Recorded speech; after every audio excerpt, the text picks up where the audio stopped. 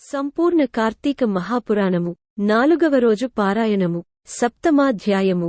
ఓ జనక రాజేంద్ర, కల్మషగ్నమైన కార్తీక మహాత్మ్యంలో పుష్పార్చన దీప విధానాలను చెబుతాను విను.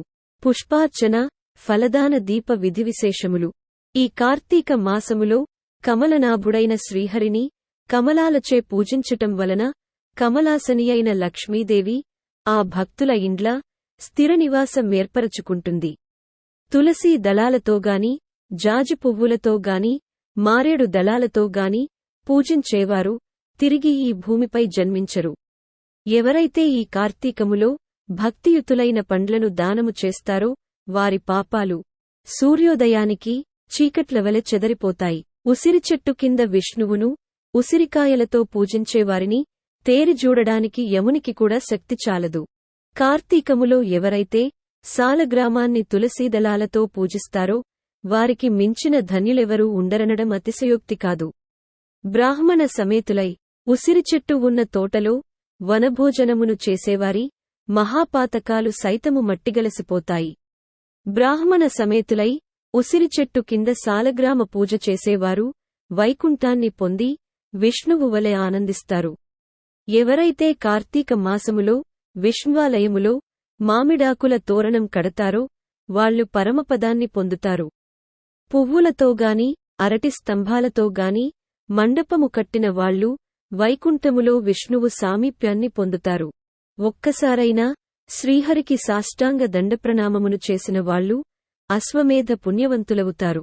విష్ణువునకు ఎదురుగా జప, హోమ, దేవతార్చనలు చేసేవాళ్లు పితరులతో సహా వైకుంఠానికి వెళ్లి సుఖిస్తారు.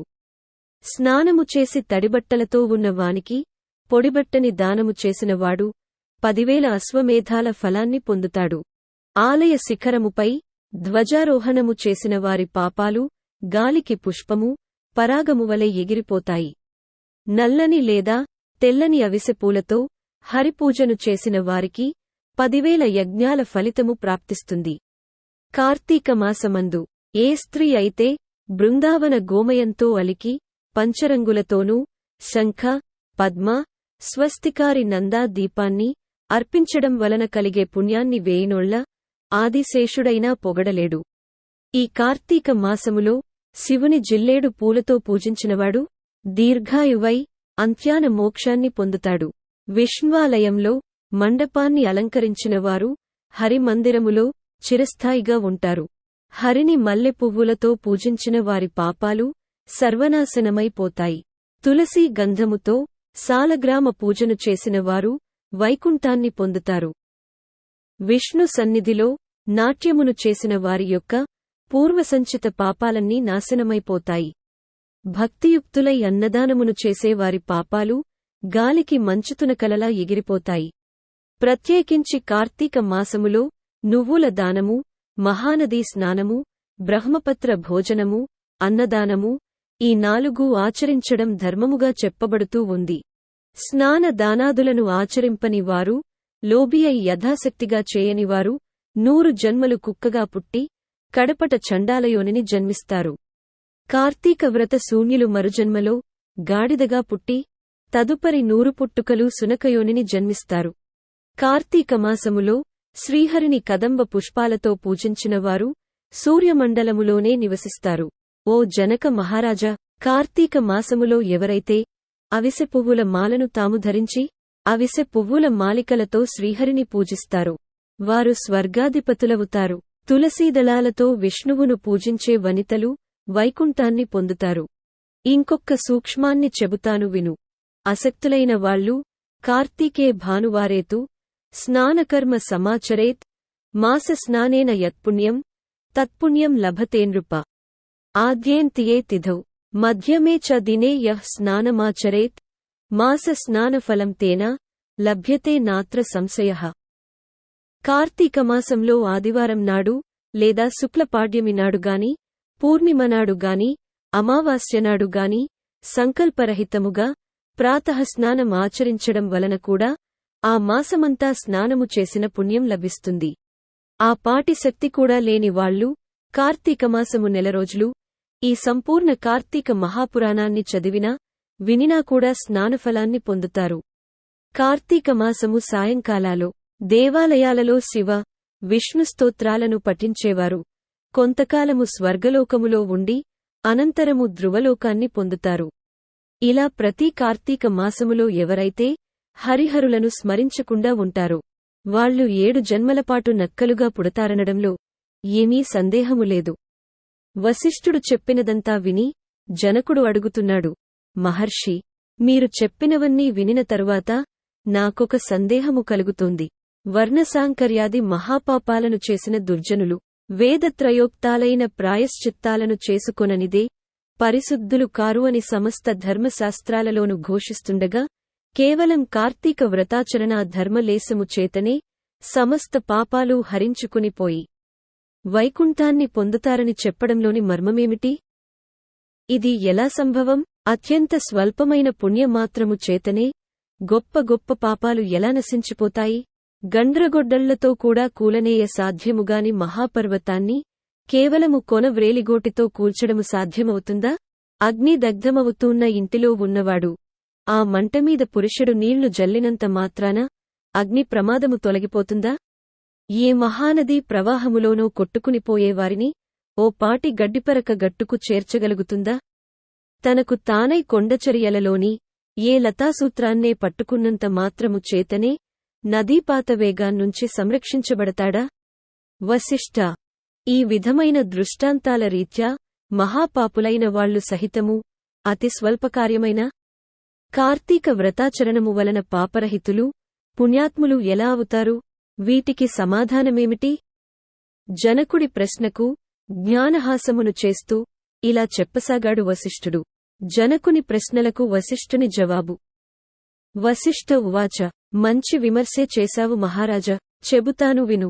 ధర్మాన్ని సూక్ష్మముగా చింతించాలేగాని స్థూలరూపాన్ని మాత్రమే ఆలోచించకూడదు. అదిగాక వేదశాస్త్ర పురాణాలన్నీ కూడా అనేక ధర్మసూక్ష్మాలను మనకందిస్తున్నాయి.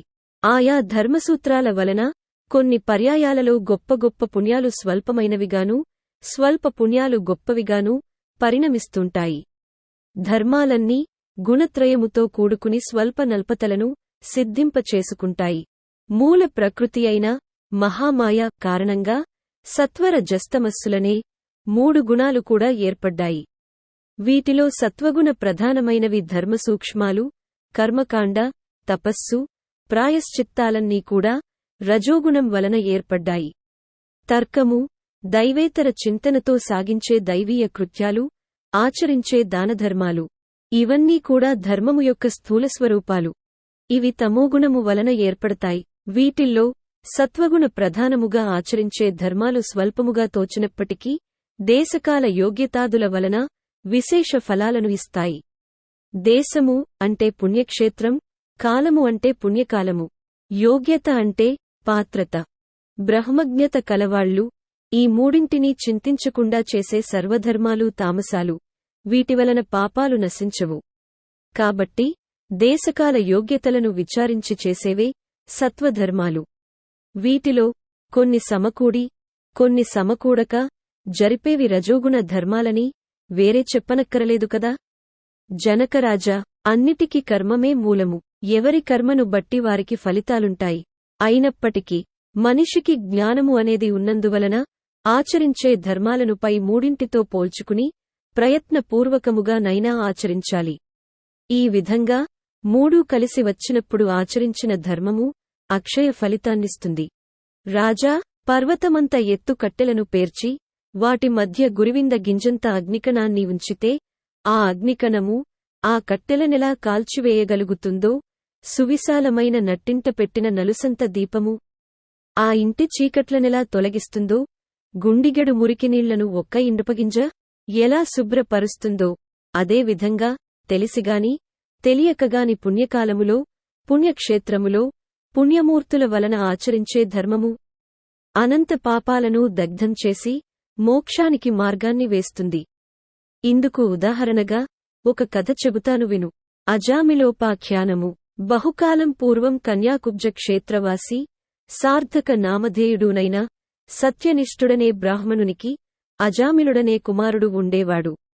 వాడు పరమ దురాచారుడు, దాసీ సాంగత్యపరుడు, హింసాప్రియుడుగా ఉండేవాడు.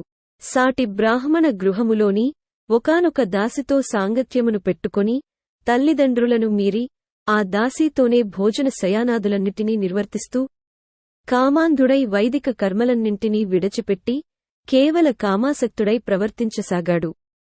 తద్వారా బంధువులంతా అతనిని వదిలివేశారు. కులము వాళ్లు వెలివేశారు. అందువలన ఇల్లు వదిలిపెట్టి పోవలసి వచ్చిన అజామిలుడు చండాలపు వాడలోని ఒకానొక దాసీ దానితో కాపురము పెట్టి కుక్కలను మృగాలను ఉచ్చులు వేసి పట్టుకునే వృత్తితో బ్రతుకుతూ జనాలలో లీనమై మధుమాంస సేవనాలోలుడై కాలమును గడపసాగాడు. ఇలా ఉండగా ఒకనాడతని ప్రియురాలైన దాసీది కల్లు తాగడం కోసం తాడిచెట్టునెక్కి కమ్మ విరగడం వలన కిందపడి మరణించింది. అజామిలుడు అమితంగా దుఃఖించాడు. అప్పటికే దాసీదానికి యవ్వనవతి అయిన కూతురు ఉంది. మహాపాపాత్ముడు మహాకామాంధుడు అయిన అజామిలుడు తనకి కూతురు వరుసని కూడా తలచకుండా ఆ పిల్లనే వరించి ఆమెతోనే కామోపభోగాలను అనుభవించసాగాడు. కాముకుడైన అజామిలుడు తన కూతురి యందే అనేకమంది బిడ్డలను పొందాడు. కాని వాళ్లందరూ కూడా పసికందులుగా కడతేరిపోగా కడగా పుట్టి మిగిలిన బిడ్డకు నారాయణ అని నామకరణం చేసి అత్యధిక ప్రేమతో పెంచుకోసాగాడు. తాను తింటున్నా నిదురిస్తున్నా ఏం చేస్తున్నా సరే సతతం అతనినే స్మరించుకుంటూ నారాయణ నారాయణ అని పిలుచుకుంటూ తన్మయుడవుతూ ఉండేవాడు. కాలము గడచి అజామిలుడు కాలము చేసే సమయము ఆసన్నమైంది. అతడిలోని జీవుని తీసుకొని పోయేందుకుగాను ఎర్రని గడ్డములు మీసములు కలిగి చేత దండపాశాలను ధరించిన భయంకర రూపులైన యమదూతలు వచ్చారు. వారిని చూస్తూనే గడగడలాడిపోయిన అజామిలుడు ఆ ప్రాణావసాన వేళకూడా పుత్రవాత్సల్యాన్ని విరమించుకోలేక ఎక్కడో దూరముగా స్నేహితులతో ఆటలలో మునిగి ఉన్న కుమారుని కోసమై నారాయణ ఓ నారాయణ తండ్రి నారాయణ అని పలుమారులు పిలవసాగాడు. ఆ పిలుపు అతడి కొడుకుకు వినబడలేదు. అతను రానూ లేదు. కాని చేరువకు వచ్చిన యమదూతలు నారాయణ నామస్మరణను విని వెనుకకు జంకారు. అదే సమయంలో అక్కడ ఆవిష్కృతులైన విష్ణుదూతలు ఓ యమదూతలారా, అడ్డు తొలగండి, ఇతడు మాచే తీసుకొని పోబడదగిన వాడేగాని మీరు తీసుకొని వెళ్లదగినవాడు కాదు అని హెచ్చరించారు. వికసిత పద్మాల వలె విశాలమైన నేత్రాలు కలవాళ్లు పద్మమాలాంబర వసనులు అయిన ఆ పవిత్ర విష్ణుపారిషదులను చూసి విభ్రాంతులైన యమదూతలు అయ్యా, మీరెవరు? యక్ష గంధర్వ సిద్ధచారణ కిన్నెర విద్యాధరులలో ఏ తెగకు చెందినవారు? మా ప్రభువైన యమధర్మరాజు మాకు విధించిన ధర్మము రీత్యా తీసుకొని వెళ్లనున్న ఈ జీవుని మీరెందుకు తీసుకొని వెడుతున్నారు అని అడగడంతో విష్ణుదూతలు ఇలా చెప్పసాగారు. ఏవం శ్రీ స్కాంద పురాణాంతర్గత కార్తీక మహాత్మ్యే సప్తమాష్టమాధ్యాయములు 4వ రోజు పారాయణము సమాప్తము.